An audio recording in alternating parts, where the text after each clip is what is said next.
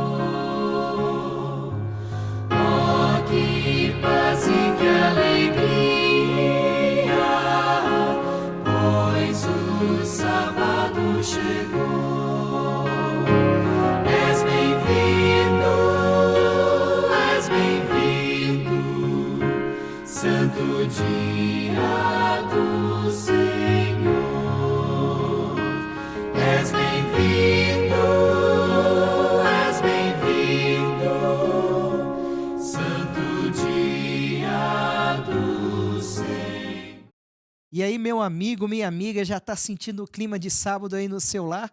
Nós já estamos sentindo esse clima gostoso, recebendo aqui o dia do Senhor. Bom, nós estamos aqui na nossa penúltima sexta-feira desse projeto do livro Paixão, Propósito e Poder. Conta aí para nós nos comentários como está sendo a experiência sua e da sua família com esse projeto e também com esse livro. O tema de hoje é quando Deus surpreende. E nós vamos ver um pouquinho aí sobre a questão da oferta da primícia e também a multiplicação que foi feito aí com essa primícia. Aí eu quero perguntar, Edinho, você já vivenciou na sua vida alguma experiência de multiplicação, de primícias, algo nesse sentido aí de entregar o primeiro ao Senhor? Olha, pastor, eu já tive essa experiência e tenho essa experiência com Deus desde os meus 18 anos, quando eu tive meu primeiro trabalho. Eu, já tocado pelo Espírito de Deus, eu sempre reservei a primeira parte para o Senhor do meu salário, tanto no dízimo quanto na oferta. Isso com meus 18 anos. E isso vem no decorrer da minha vida.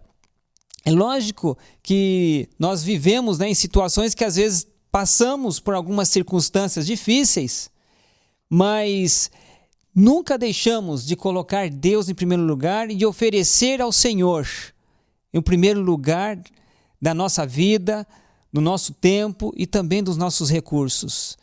Teve situações, sim, pastor, que passamos sim por dificuldades em que aquele valor de dízimo e de oferta faria uma diferença total dentro das nossas necessidades, mas sempre colocamos Deus em primeiro lugar, mesmo com pouco. E é interessante, pastor, quando fizemos essa prova e fazemos provas com Deus, mesmo quando eu vim para Araxá, vim praticamente sem nada.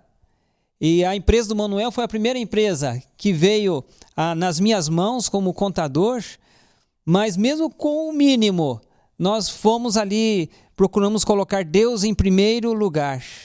E fizemos a nossa mudança para a nossa casa, que estava ainda por acabar, e muitas despesas que tínhamos, mas colocando Deus em primeiro lugar e sem menos esperar, veio assim ajuda financeira da onde nós não esperávamos, né? E conseguiu suprir ali imediatamente as nossas necessidades que nós viemos para cá. Alguns anos depois também nós fizemos um compromisso, eu e a Eleni, com Deus, do pacto do amor. E foi assim um ato assim, meio de fé, né? Porque nós resolvemos colocar como um desafio com Deus, na nossa experiência com Ele. E Deus tem multiplicado, viu, pastor, amigos? Deus não tem faltado as bênçãos de cada dia quando nós colocamos a Ele em primeiro lugar. Isso faz me lembrar, fugindo até da minha experiência, do pastor Alexandre, que contou a história de uma irmã que ele foi visitar em Uberaba. Essa irmã morava em um bar desativado e ali era a casa dela. E ela, muito humilde, com poucos recursos, muita simplicidade, e os irmãos da Igreja Central de Uberaba foram visitá-la junto com o pastor Alexandre para arrumar um lugar melhor para ela, e para a surpresa deles, ela estava ali com o dízimo e as ofertas dela de um ano inteiro guardado, mesmo com toda a dificuldade que ela estava enfrentando, mas ela não tocou no dízimo e na oferta dela, o primeiro para o Senhor. Que nós possamos ter esse amor a Cristo, essa dedicação e oferecer sempre o nosso melhor para o Senhor. Amém, gente, mas que testemunho poderoso. Desde os 18 anos de idade, há quantos anos? Não precisa responder. Há muitos anos, né? Aos trancos e barrancos. Nesse meio tempo aconteceram várias coisas, várias dificuldades, casamento, filho, adversidades da vida, mas ainda assim a fidelidade continua, louvado seja Deus, né? Então agora, inspirado por esse lindo testemunho, vamos ouvir então a mensagem do pastor Hélio Carnassale.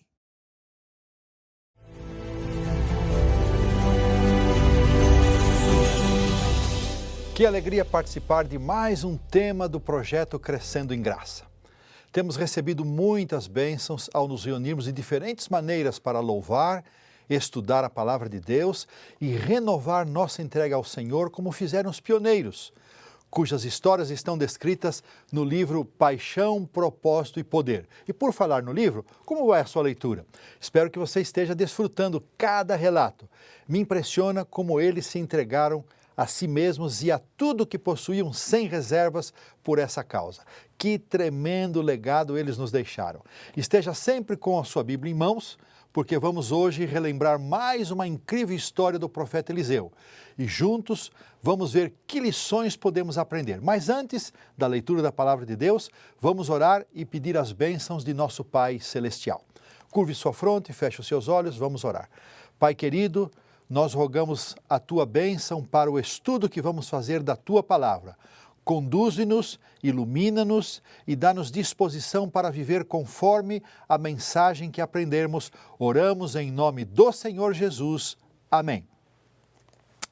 Vamos à leitura do texto de hoje. Abra sua Bíblia no segundo livro de Reis, capítulo 4, versos 42 a 44. Diz assim: Veio um homem de Baal Salisa e trouxe ao homem de Deus pães das primícias, 20 pães de cevada e espigas verdes no seu alforje. Disse Eliseu: Dá ao povo para que coma. Porém seu servo lhe disse: Como hei de eu pôr isto diante de 100 homens?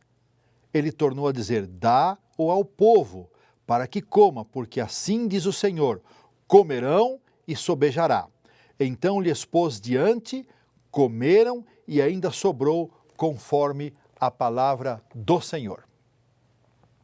O verso 38 deste mesmo capítulo, segundo Reis 4, nos informa que o profeta Eliseu estava em Gilgal, em companhia dos estudantes da escola dos profetas que ficava nessa localidade. Essa não é a mesma Gilgal próxima a Jericó, onde Josué e o povo acamparam após cruzarem o Jordão.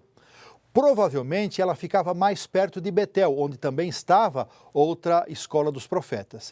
Eliseu visitava periodicamente as 3 escolas, Gilgal, Betel, Jericó. O verso também nos informa que havia fome naquela terra.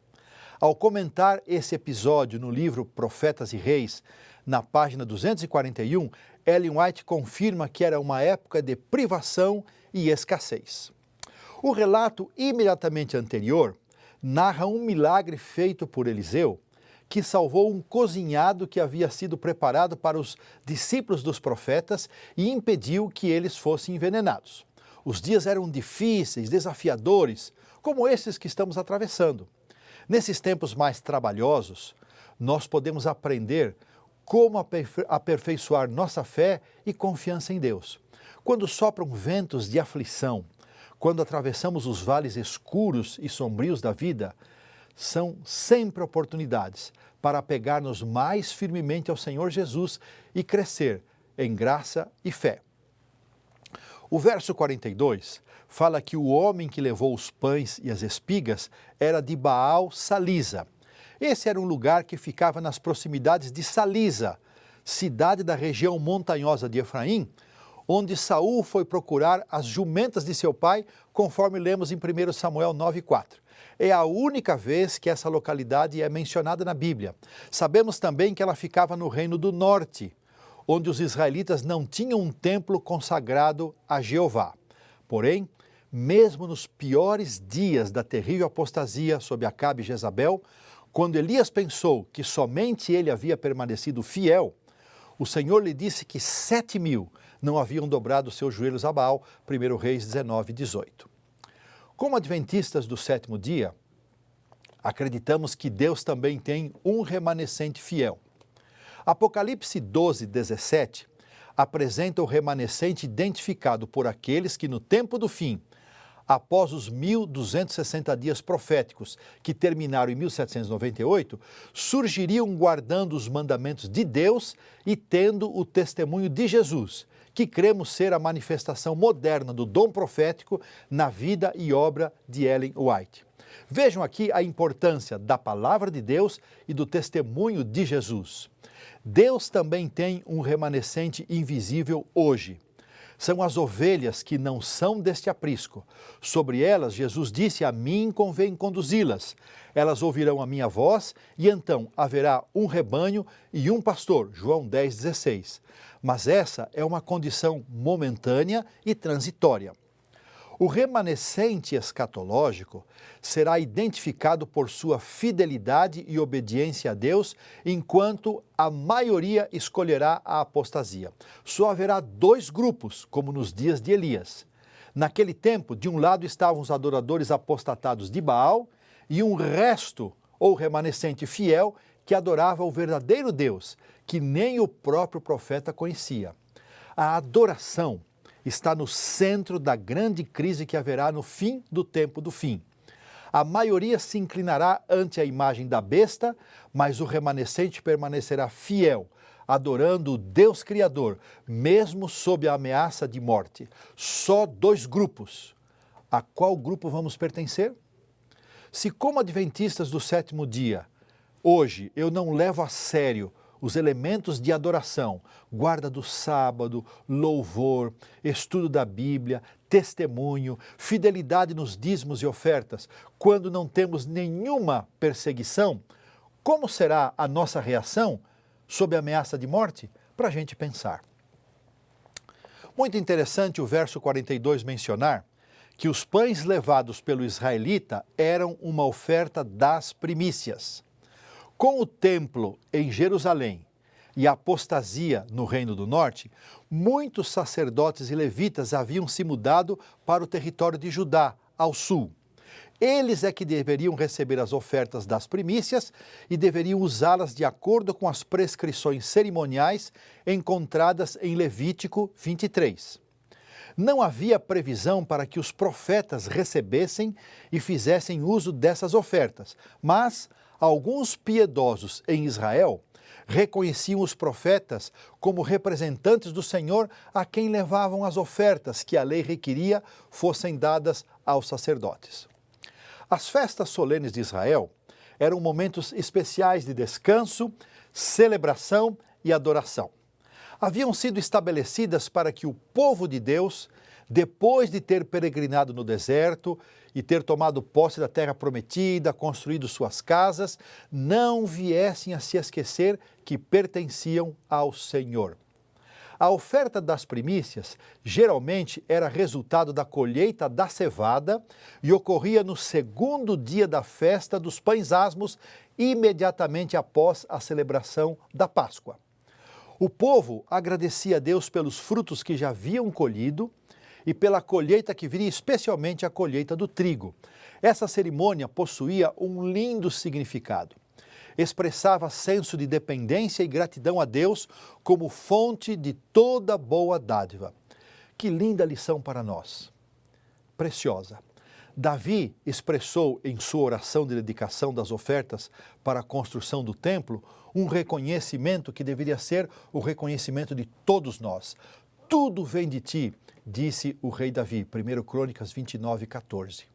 O apóstolo Paulo, no seu discurso em Atenas, falou assim: pois ele mesmo é quem dá vida, respiração e tudo mais, pois nele vivemos e nos movemos e existimos. Atos 17, 25 e 28.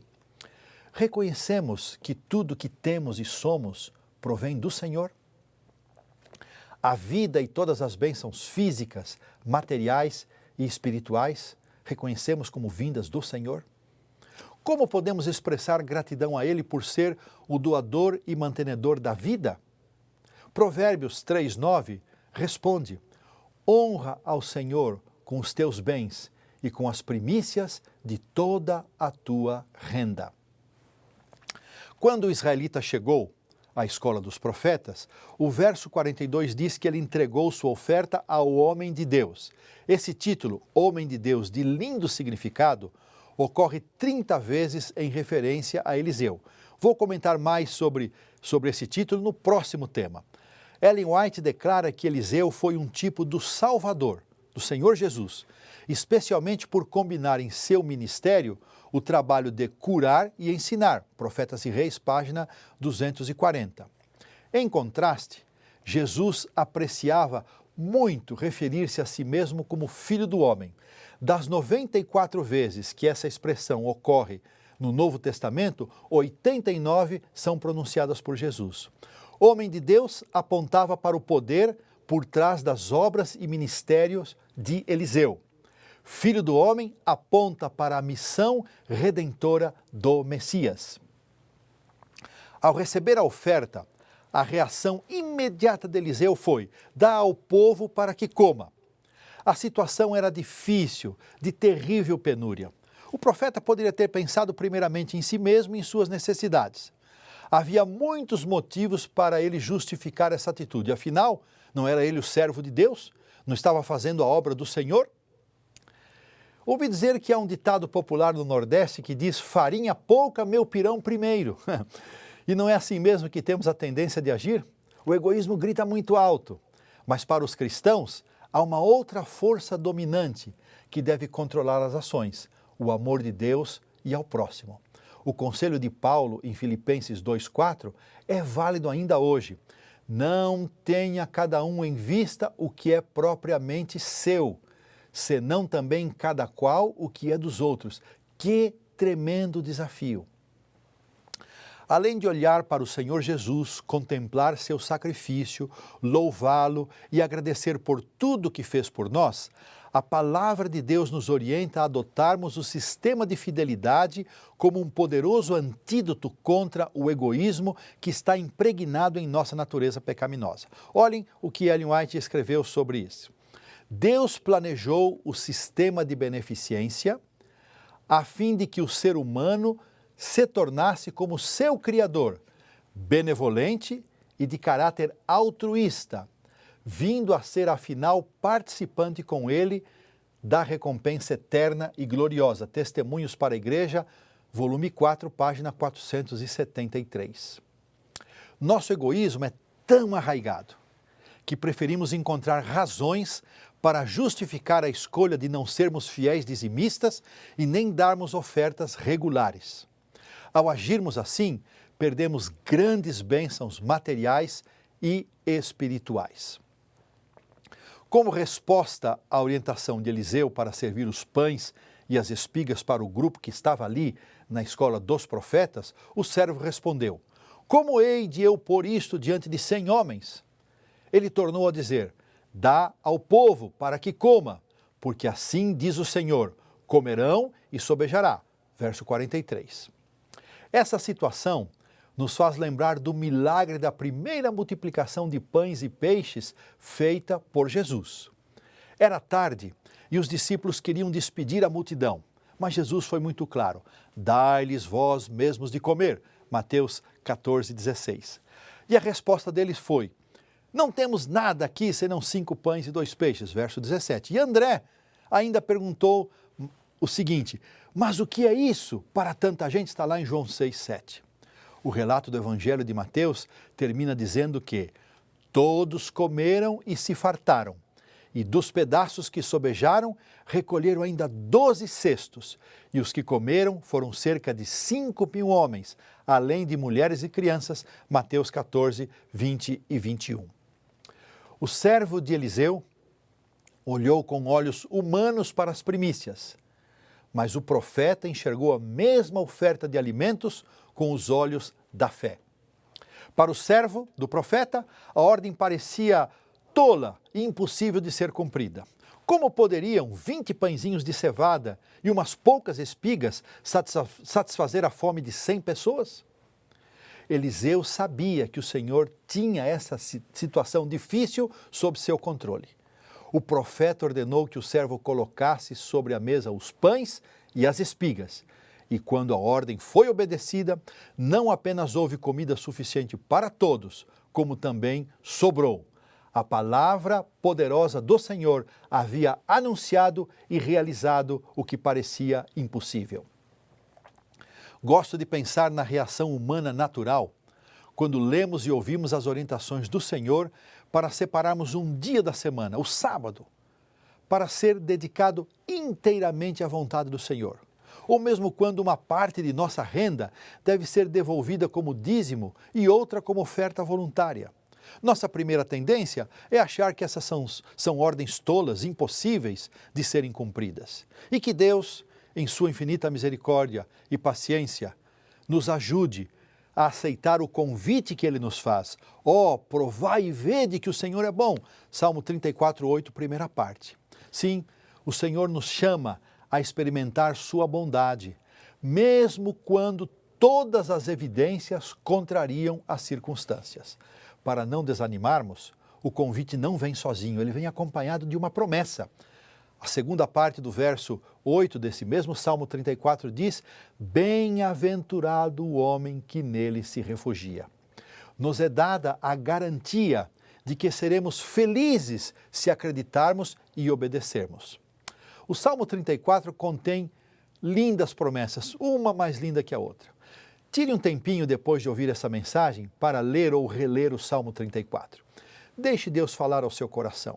Aceite o seu convite de provar e ver o quanto Ele é bom e responde em oração ao Senhor, aceitando o desafio de ser fiel e obediente às orientações de sua palavra. Eliseu falou por inspiração. Um profeta falando por inspiração sempre profere as palavras de Deus. Há poder infinito em Deus. Seus recursos podem suprir as necessidades de todos.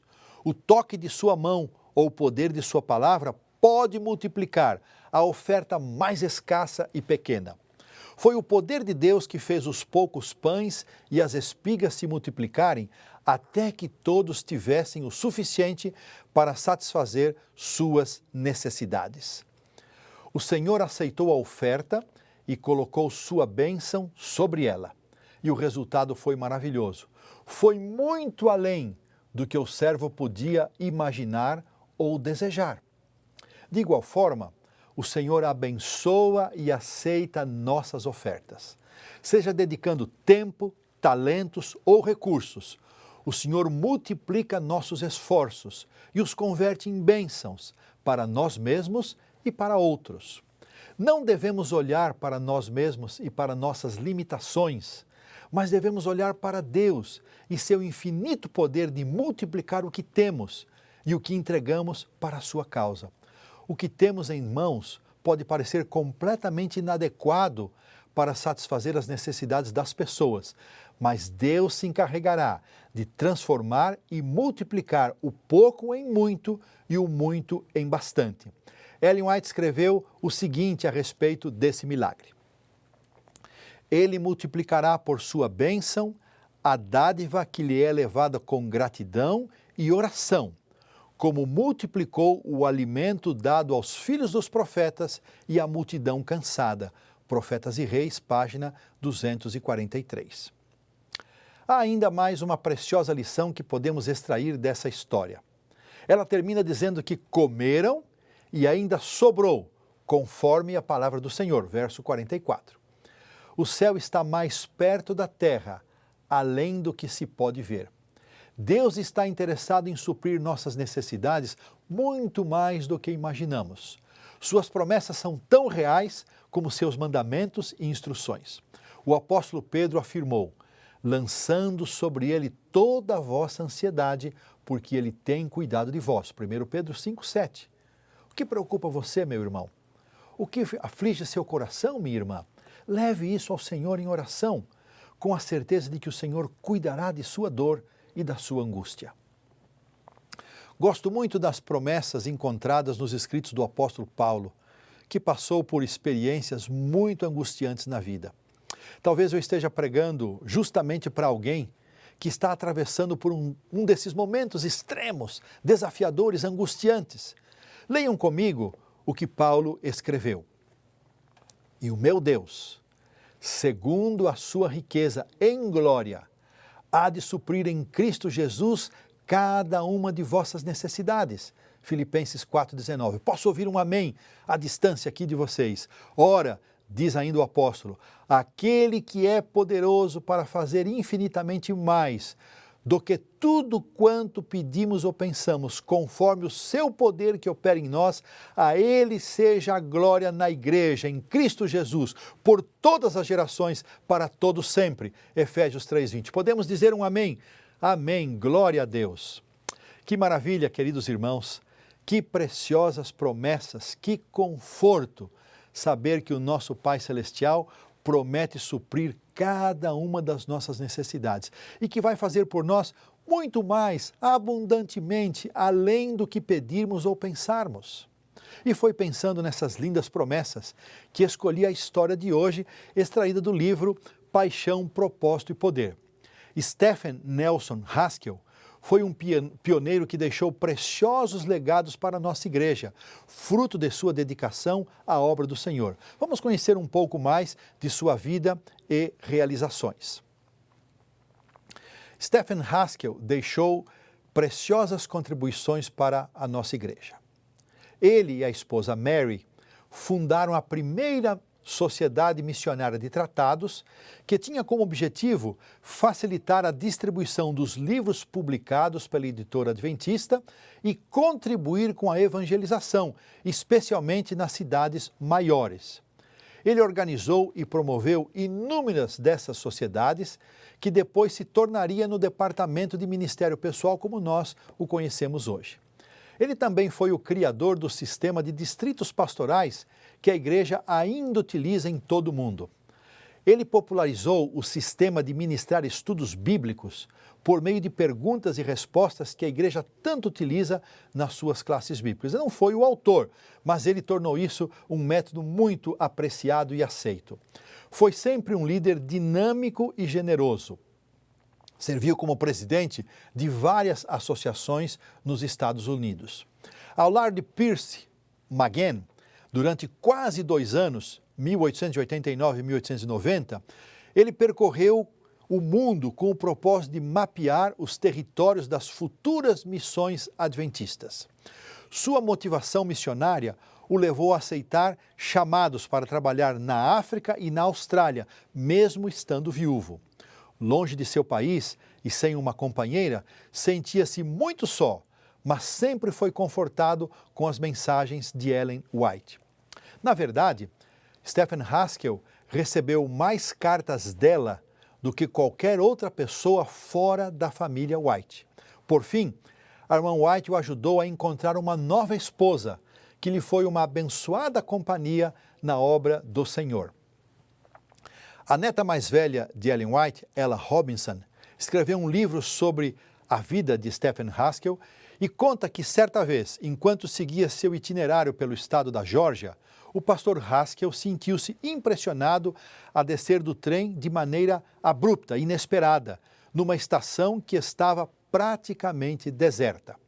Como não havia ninguém na estação, ele e o seu companheiro oravam silenciosamente ao lado da bagagem, esperando para ver o que Deus havia reservado para eles naquele lugar. De repente apareceu um carro. O motorista os cumprimentou e perguntou: "Estão esperando alguém?" "Não", disse o pastor Haskell, "mas talvez você saiba nos dizer se há adventistas do 7º dia por aqui." "Ah, sim", disse o homem, "há uma família que mora a cerca de 10 quilômetros daqui. Ficarei contente em levá-los lá." Ao chegarem, bateram a porta várias vezes, até que ouviram uma voz frágil convidando para entrar. Logo perceberam que havia alguém doente naquela casa. A mãe e as 2 filhas estavam enfermas e a mãe já bastante debilitada. O pastor Haskell tomou sua Bíblia, leu algumas promessas e orou por elas. Essa família cuidava de uma escola que ficava ao lado da casa delas e servia toda a comunidade que vivia ali nos arredores. Na manhã seguinte, quando as crianças chegaram na expectativa de terem suas aulas, foram recebidas pelo pastor Haskell, que explicou a situação das professoras e dispensou aquelas crianças por 2 semanas. Anos mais tarde, aquela mãe contou a ela, neta de Ellen White, que bênção foi a chegada do pastor Haskell à sua casa naquele momento tão difícil para elas. Uma prova do espírito de dedicação e entrega dos talentos e bens dos pioneiros aconteceu quando o pastor Haskell trabalhava em South Lancaster, na costa leste americana. Ele e sua primeira esposa haviam lutado e economizado por mais de 20 anos para pagar a casa própria. Logo após quitarem o financiamento, ficaram sabendo de uma crise financeira em Battle Creek, então sede da Associação Geral. Havia uma necessidade urgente de $3.000. Com espírito de oração e alegria, Haskell e sua esposa refinanciaram sua casa e mandaram o dinheiro para a sede da igreja. Posteriormente, ele reconheceu que no momento foi uma grande prova para eles, mas que Deus lhes havia recompensado 10 vezes mais em todos os sentidos. Que tremenda experiência! Que o Senhor impressione o nosso coração a vivermos uma vida de fé e confiança na palavra de Deus. Vimos nesta mensagem que Deus sempre teve um remanescente fiel e não é diferente hoje. Cremos no remanescente escatológico que permanecerá fiel no tempo do fim, quando somente 2 grupos existirão. A qual grupo vamos pertencer? As primícias expressavam tanto gratidão e reconhecimento a Deus. Reconhecemos que tudo quanto somos e temos vem do Senhor? Eliseu deu um lindo exemplo ao entregar a oferta para alimentar os estudantes. O seu servo não teve fé, mas nós somos chamados a crer e viver de acordo com a palavra profética. Vimos também que Deus ouviu a oração de seu servo e multiplicou os alimentos e atendeu e satisfez a todos. O Senhor nos chama para viver uma vida de fidelidade na guarda do sábado e na devolução dos dízimos e ofertas voluntárias. O Senhor promete multiplicar tempo, talentos e recursos para dedicarmos à igreja. Existem lindas e preciosas promessas na Bíblia que falam do cuidado de Deus por nós. A história de vida e dedicação de Stephen Haskell é um grande exemplo para todos nós. Que Deus traga paz e alegria ao nosso coração, ao renovarmos a decisão de entregar a nossa vida a Ele e à sua igreja, depor aos seus pés tudo o que somos e temos. Que o Espírito Santo nos ajude a vencer o egoísmo paralisante de nossa natureza pecaminosa. Que a graça do Senhor Jesus nos conforte e fortaleça. Quero convidar você a orar. Pai querido, te agradecemos mais uma vez por termos sido abençoados com o estudo da Tua Palavra. Ajuda-nos, Pai, a renovarmos a nossa decisão de fidelidade, de entregarmos a Ti tudo o que temos e somos em reconhecimento a tudo que o Senhor tem feito por nós. Guarda o nosso povo, protege a nossa gente e abençoa-nos em nome do Senhor Jesus. Amém. Um grande abraço a todos e que Deus nos abençoe.